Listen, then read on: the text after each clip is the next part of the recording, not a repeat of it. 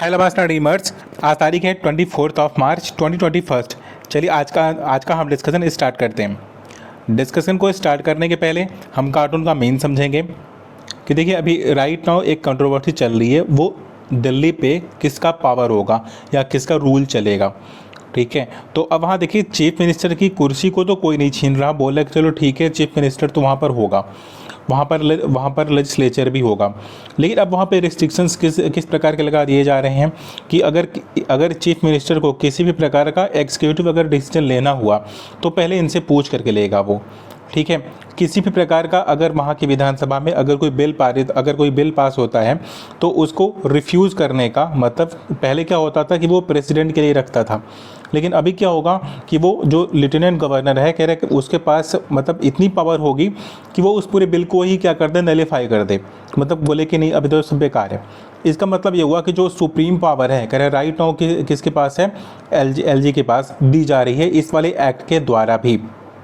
ठीक है, अब इससे पहले भी क्या था, इससे पहले भी उसके पास काफ़ी अधिकार थे, जैसे जो ऑफिसर्स होते हैं, जो पुलिस ऑफिसर्स होते हैं कह रहे उनके रिक्रूटमेंट के रिगार्डिंग भी, उनके ट्रांसफ़र के रिगार्डिंग, उनके पोस्टिंग के रिगार्डिंग भी कह रहे सारी पावर तो एलजी के पास ही थी। अभी कुछ बिल वगैरह के रिगार्डिंग भी जो कुछ वैसे इश्यूज़ थे कह रहे वो भी एलजी के पास दे दिया जा रहा, मतलब एक प्रकार से चीफ मिनिस्टर तो होगा लेकिन वो पावरलेस होगा। ठीक है, तो इसीलिए यहाँ पर कुर्सी को, एलजी की कुर्सी को ज़्यादा बड़ा दिखाया गया है और चीफ मिनिस्टर को एक छोटे से मुंशी के रूप में दिखा दिया गया है कि मतलब वो उसका एक सब पार्ट जैसा दिख रहा है। अब हम अपने आर्टिकल की ओर आगे बढ़ेंगे। देखिए ये हमारा मैनिफेस्टो बता रहा है केरला में क्या है, केरला में हो रहा चुनाव हो रहा है, तो अब वहाँ पे दो पार्टियों ने कैसा कैसा मैनिफेस्टो दिया है, कौन लेफ्टिस्ट है कौन राइटिस्ट है, तो ये एग्ज़ाम के पर्सपेक्टिव से रेलिवेंट नहीं होता, तो इसलिए हम इसे डिस्कस नहीं करेंगे। अब हम आर्टिकल कौन सा डिस्कस करेंगे, हम ये वाला आर्टिकल डिस्कस करेंगे जो साउथ ईस्ट एशिया में क्या है कि इलेक्ट्रिसिटी की कनेक्टिविटी के रिगार्डिंग है। देखिए 2014 से जब से बीजेपी पावर में आई है, मतलब नरेंद्र मोदी जब से पावर में आए हैं कह रहे हैं, तब से कह रहे हैं उनके पास उनके कई ड्रीमों में से एक ड्रीम ऐसा भी है कि वन सन वन वर्ल्ड और वन ग्रिड, मतलब ये बेसिकली एक सोलर सिस्टम को पूरे ऑल ओवर वर्ल्ड एक ग्रिड से जोड़ना चाहते हैं। तो इसी वजह से हुआ क्या कि इंडिया और फ्रांस मिलते हैं और कहते हैं इंटरनेशनल सोलर अलायंस का निर्माण करते हैं। अब आईएसए का निर्माण होता है, उसके बाद से धीरे धीरे काफ़ी कंट्रीज़ अगर आप देखोगे तो वर्तमान समय में कह रहे मोर देन 120 कंट्रीज़ कह रहे हैं उसमें पार्टिसिपेट करती हैं आईएसए में, और उसका हेडक्वार्टर कहाँ पर है, वहीं गुरुग्राम में है। मतलब कि इंडिया का जो सॉफ्ट पावर है कह रहे हैं इस पूरे स्ट्रक्चर में कह रहे हैं वो इम्प्रूव हुआ है, कह रहे हैं वो बढ़ा है। कह रहे हैं जब से ये पूरा मतलब जो इनका हाइपोथेसिस है, जो इनका थॉट है इसके रिगार्डिंग कह रहे हैं वो बहुत सही है। राइटर फिर आगे कहते हैं देखिए कि जो कनेक्टिविटी रिगार्डिंग जो हमारे नेबर्स के, जो हमारे पड़ोसियों के साथ जो हमारे संबंध हैं इलेक्ट्रिसिटी की शेयरिंग के रिगार्डिंग, क्योंकि उनके पास हाइड्रो पावर प्रोजेक्ट, उनके पास जो हाइड्रो इलेक्ट्रिसिटी है, हाइड्रो पावर है कह रहे बहुत अच्छा है, चाहे वो भूटान हो चाहे वो नेपाल हो, कह रहे दोनों के पास कह रहे इन मामलों में वो काफ़ी रिच हैं। तो मतलब इलेक्ट्रिसिटी की शेयरिंग, चाइना क्या चाहता है कि चाइना अपना प्रभुत्व इन पड़ोसी देशों पर अपना बढ़ाना चाहता है, चाहे वो नेपाल हो, चाहे वो बांग्लादेश हो, चाहे वो म्यांमार हो, कह रहे हैं कि इन कंट्रीज़ पर क्या है कि वो अपना प्रभुत्व बढ़ा रहा है। उसके बाद से इंडिया ने क्या किया है कि कुछ प्रकार के रिस्ट्रिक्शंस लगाए हैं, अभी के कुछ नियम क्या बना दिए हैं कि चलो ठीक है कि अब चाइना क्या कर रहा है, चाइना हमारे पड़ोसी देशों पर क्या कर रहा है कि कनेक्टिविटी को बढ़ा रहा है, मतलब इलेक्ट्रिसिटी की शेयरिंग के रिगार्डिंग वो क्या कर रहा है, प्लान तैयार कर रहा है, इंफ्रास्ट्रक्चर को तैयार कर रहा है। तो पीएम मोदी का जो पूरा विज़न था, जो पूरा थॉट था कि पूरे वर्ल्ड को हम एक ग्रिड से हम जोड़ देंगे, ठीक है, उसमें कुछ प्रकार का कुछ रिस्ट्रिक्शंस लगा रहे हैं। यहाँ पर रिस्ट्रिक्शंस किसके रिगार्डिंग है कि अगर कोई भी कंपनी, चूँकि एक इंडिया क्या है कि सेंटर ऑफ मास है, कह रहे कि वो इस पूरे रीजन में इकलौती वो कंट्री है जो इलेक्ट्रिसिटी को प्रोड्यूस भी करेगी, वो उसे परचेस भी करेगी, वो उसे ट्रांसफ़र भी करेगी। ठीक है, तो इसके रिगार्डिंग कह रहे उसके पास काफ़ी कुछ है। तो अपने इन्फ्लुएंस को बरकरार वो करने के लिए कह रहे इंडिया कर क्या रहा है, इंडिया करेगा क्या कि नेपाल हुआ, भूटान हुआ और बांग्लादेश हुआ, जो भी पड़ोसी देश हैं कह रहे वो इस बात को इंश्योर करेगी कि वहाँ पर चाइनीज़ इन्वेस्टमेंट नहीं हो। अगर वहाँ पर चाइनीज़ इन्वेस्टमेंट है तो वो उस इलेक्ट्रिसिटी को इंडिया परचेज नहीं करेगा, उसे वो ट्रांसफ़र नहीं करेगा। मतलब ग्रिडिंग सिस्टम में क्या करेगा कि इलेक्ट्रिसिटी, अब एक ग्रिड सिस्टम होता है क्या कि बेसिकली इलेक्ट्रिसिटी को एक जगह से दूसरी जगह पर ट्रांसफ़र करने के लिए आपको ग्रिड का निर्माण करना होता है। ठीक है, एक प्रकार का तार का आपको इंफ्रास्ट्रक्चर क्या करना, तैयार करना पड़ता है। खैर इंडिया ने क्या किया है, इंडिया ने अपने पड़ोसी देशों में खैर ये काम किया हुआ है, उनको वो फ्री इलेक्ट्रिसिटी या सब्सिडाइज में इलेक्ट्रिसिटी देता भी है, और अगर वो वहाँ पर प्रोड्यूस करते हैं तो वो उनसे खरीद भी लेता है। खैर ये दोनों ही काम करता है। लेकिन अब अगर बैक एंड से अगर चाइना इसमें अगर बिजनेस करने की कोशिश करता है तो इंडिया उसी को डिफेंस करने की कोशिश कर रहा है। इस पूरे आर्टिकल में इन्हीं चीज़ों पर बात की जाती है। ऑलराइट, तो हमारा ये वाला आर्टिकल क्या हो गया, डिस्कस हो गया। ये दोनों आर्टिकल रेलेवेंट नहीं है, एग्ज़ाम के पर्सपेक्टिव से रेलेवेंट नहीं है। अब इस वाले आर्टिकल में बात किस पर की जाएगी कि पैसों की उगाही किस प्रकार से होती है, क्योंकि एक सीनियर मोस्ट ऑफिसर, मतलब जो एक किसी भी स्टेट का जो सीनियर मोस्ट ऑफिसर होता है, कह रहे हैं कि वो अभी तो हालांकि उन्हें उनकी गद्दी से हटा दिया गया, उनके चेयर से हटा दिया गया है। उनके पोजीशन से हटाने के बाद इस प्रकार का एलिगेशन लगाना कि मुझसे तो 100 करोड़ का बोला गया था कि आपको क्या करना है कि वसूली करनी है, और किसने बोला था, कह रहे हैं कि महाराष्ट्र के होम मिनिस्टर ने बोला था। कह रहे हैं ये पूरा क्या चल रहा है, पूरी कंट्रोवर्सी चल रही है कि किसने किसको बोला था, फिर किसका किससे रिलेटेड है। मतलब पूरा एक पॉलिटिकली मोटिवेटेड आर्टिकल है, तो एग्जाम पर्सपेक्टिव से उतना रेलेवेंट नहीं है। बस हमें ये पता होना चाहिए कि अच्छा ठीक है, एक हमारे पास एग्जाम्पल होगा कि चलो ठीक है, एक ब्यूरोक्रेसी पर किस प्रकार का प्रेशर होता है, करें इन करप्शन के मामलों को इंक्रीज करने के रिगार्डिंग। मे बी ये एथिक्स वाले पेपर, जीएस के पेपर 4 में रेलेवेंट हो सकता है। ऑलराइट, अभी हमारे पास नेक्स्ट वन आर्टिकल है जिसके रिगार्डिंग ये कार्टून है, वही चीज़ें यहाँ पर डिस्कस की गई हैं। अब यहाँ पर बात क्या, 2-3 चीज़ें, वही चीज़ें जो मैंने यहाँ पर कार्टून को डिस्कस करते समय बताया था, खैर उन्हीं चीज़ों को यहाँ पर क्या किया गया है, डिस्कस किया गया है। देखिए जो एपेक्स कोर्ट थे, कह रहे इससे पहले कि कोर्ट ने जो भी बातें बोली हैं कि चलो ठीक है, अब जो एलजी होगा, कह रहे हैं कि वो उसके पास सुपर पावर नहीं होने वाली है, वो एड एंड एडवाइस, मतलब काउंसिल ऑफ मिनिस्टर्स के एड एंड एडवाइस पर ही काम करेगी। क्या करें, ऐसा नहीं है कि वो लेफ्टिनेंट गवर्नर अगर कुछ चाहते हैं तो जो चाहे वो कर लें। कह रहे ऐसा कुछ नहीं है, क्योंकि जो लोगों का जो रिप्रेजेंटेटिव है, कह रहे वो काउंसिल ऑफ मिनिस्टर्स हैं, कह रहे वहाँ की विधानसभा है, कह रहे कि वो एलजी नहीं है। लेकिन जो अभी राइट नाउ जो एक्ट लेकर के आए हैं, ठीक है, कि वो मतलब कि एनसीडी का जो टेरिटरी का 2021 की बेसिकली जो अमेंडमेंट है, उसमें 2-3 चीज़ों पर बात करते हैं। पहली बात क्या है, पहली बात कहते हैं कि चलो ठीक है, अगर आप कोई भी अगर आप बिल लेकर के आते हो, पहली बात तो आप एलजी से पूछोगे।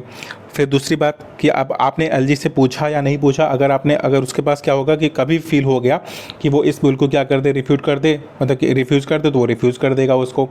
ठीक है, फिर थर्ड वन बात करते हैं, अगर आप किसी भी ऑर्डर को अगर आपको एग्जीक्यूट करवाना है तो कह रहे हैं वो भी पहले आप परमिशन एलजी से लेनी पड़ेगी। अगर आपने एलजी से परमिशन नहीं लिया तो वो उसको भी नलीफाई कर देगा। मतलब जो जितनी भी अथॉरिटेटिव पावर्स हैं, कह रहे हैं वो एलजी को दे दी जा रही हैं। अब राइटर यहाँ पे कहते हैं मे बी इस समय सेंटर का एक्सक्यूज़ ये हो सकता है, वो एक बहाना बता सकते हैं कि चूँकि ये क्या है कि यूटी है। अब यहाँ पर होना क्या चाहिए, यहाँ पर जो पूरा अथॉरिटी, यहाँ पर जो रूल चलना चाहिए वो सेंट्रल गवर्नमेंट का चलना चाहिए, क्योंकि वो क्या कहे पूरी डिप्लोमेसी कौन डील करता है, कौन हैंडल करता है, कह रहे हैं वो सेंट्रल गवर्नमेंट डील करता है। तो उसके रिगार्डिंग सारी पावर किसके पास होनी चाहिए, सेंटर के पास होनी चाहिए।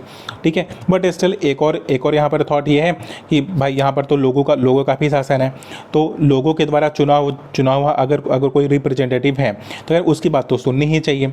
कह रहे बिना उसकी बात आप सुने अगर इस प्रकार का निर्णय लेते हो तो वो अनडेमोक्रेटिक उसमें लिस्टिंग में आ जाएगा। ऑलराइट, इसके अलावा इस आर्टिकल में कुछ और है नहीं डिस्कस करने के लिए। अभी हमारे पास नेक्स्ट वन आर्टिकल है जिसे हम डिस्कस करेंगे, वो रिगार्डिंग द है जुडिशरी सिस्टम के। देखिए विष्णु तिवारी नामक एक व्यक्ति हैं, तो उनके ऊपर SC/ST एक्ट 1989 के तहत एक एलिगेशन लगता है कि इन्होंने एक महिला का रेप किया है। ठीक है, अब उनके ऊपर इस प्रकार का आरोप लग जाता है तो वो केस कोर्ट में जाता है, वो अपना एक वकील करते हैं, वकील इंटरेस्ट नहीं दिखाता कि इस पूरे केस को लड़ने में। इस तरह से समय बीतता चला जाता है और 14 साल का समय बीत जाता है। अब 14 साल के बाद होता क्या है कि जो जेलर्स हैं, कह रहे हैं उनको दया आती है विष्णु तिवारी के ऊपर और बोलते हैं कि कोर्ट को बोलते हैं कि भाई इनको क्या कर दो, एक वकील दे दो। तो एक नई वकील आती हैं और 2019 तक क्या होता है कि उनके पास एक प्रॉपर जो डॉक्यूमेंटेशन होना चाहिए, कह रहे हैं वो पेपर वर्क तैयार करती हैं और केवल पेपर को तैयार करते करते कह रहे हैं वो 2 साल लगा देती हैं। मतलब एक व्यक्ति है 14 साल तक क्या वो जेल की सज़ा काट चुका है, तब तक उसे कोई वकील नहीं मिला था। फिर जब उसे वकील मिलता भी है तो उसके भी 2 साल के बाद तक वो पेपर वर्क वगैरह पूरा तैयार होता है। मतलब कुल मिला के उसे 20 साल तक क्या कहाँ रहना पड़ जाता है, जेल में रहना पड़ जाता है। और राइटर यहीं पर क्या कहते हैं कि देखिए जो पेपर वर्क है कह रहे हैं वो सीमलेस होना चाहिए था, पेपर वर्क सीमलेस नहीं है। कह रहे हैं कि कोई लैब अगर कोई टेस्टिंग अगर लैब में होना है, कह रहे वहाँ से एक प्रोसिक्यूटर के पास जाना, फिर एक अगर इन्वेस्टिगेशन पुलिस करता है तो पुलिस को चार्जशीट फाइल करके कोर्ट में सबमिट करना। कह रहे हैं कि जो वेरियस स्टेजेस हैं, वेरियस जो प्लेटफॉर्म्स हैं, कह रहे जहाँ से पेपर वर्क किसके पास जाना चाहिए, कोर्ट के पास जाना चाहिए, कह रहे वो बिल्कुल भी सीमलेस नहीं है। कह रहे बहुत ही ज़्यादा टाइम टेकिंग है।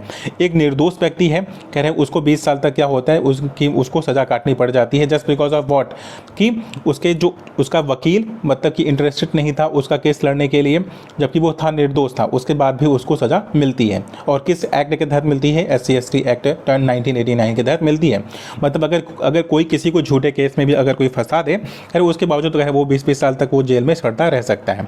राइटर यहाँ पे सिस्टम पर आरोप तय करती, कहते हैं देखिए सिस्टम कहते हैं सेल्फ सस्टेन होना चाहिए। कह रहे हैं कि अगर आपको पासपोर्ट बनाना होता है, कह रहे हैं वहाँ पर भी वेरियस जो अथॉरिटीज़ हैं कह रहे हैं वो इन्वॉल्व होती हैं। कह रहे हैं कि आप पहले एप्लीकेशन आप अप्लाई करते हो तो फिर आपका पुलिस वेरिफिकेशन होता है, फिर आपका मेडिकल टेस्ट भी होता है। कह रहे वो सारी चीज़ें आप जब अथॉरिटी को सबमिट करते हो, फिर वो आपका एक प्रकार का मतलब साक्षात्कार टाइप का लेते हैं, उसके बाद आपका पूरा पासपोर्ट तैयार होता है। अब जब पासपोर्ट तैयार होने में जब इतने स्टेजेस हैं, कह रहे वो पूरा काम आप जो है 24 घंटे में 48 घंटे में आप करने की बात करते हो, तो फिर ऐसे केसेस में कह रहे इतना डिले कैसे हो सकता है कि ईयर्स का समय क्यों लग जाता है एक डिसीजन सुनाने में, वो भी जो निर्दोष है उसमें।